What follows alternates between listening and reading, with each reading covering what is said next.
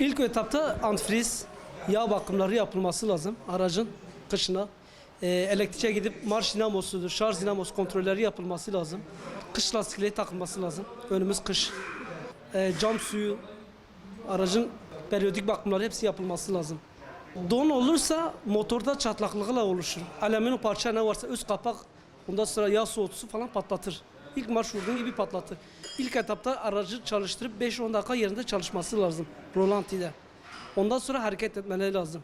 Aküsünü yapmasa, aküm bakımını yaptırmazsa çalışmaz sabah. Elektriği keser. Antifrizi de doldurmazsa radyatörü patlatır. Alüminyum parçaları hepsini çatlatır hemen direkt. Marşa vurduğu gibi çatlatır. Derecesi var. Derecesi ölçülür. 36 derecenin altında olacak. Ona göre kontroller yapılır. Gelirler kontrollerine, bizde saati var. Derecelerini ölçeriz, tamamsa eklemeye gerek yok. Eğer düşükse, suysa antifriz kurulur. Araç şoförlerine şimdiden kışlık bakımını yapmaları lazım ya da fiyatlar yükseliyor. Normalde aracımızın antifrizi yoktu.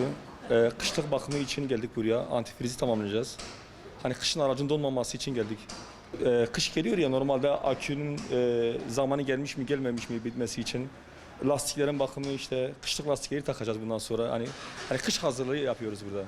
Hani antifrizin de cam suyun da. Hani birisi kışlık bakımları usta bakıp hani ne eksik ne fazladır o daha iyi biliyor tabii.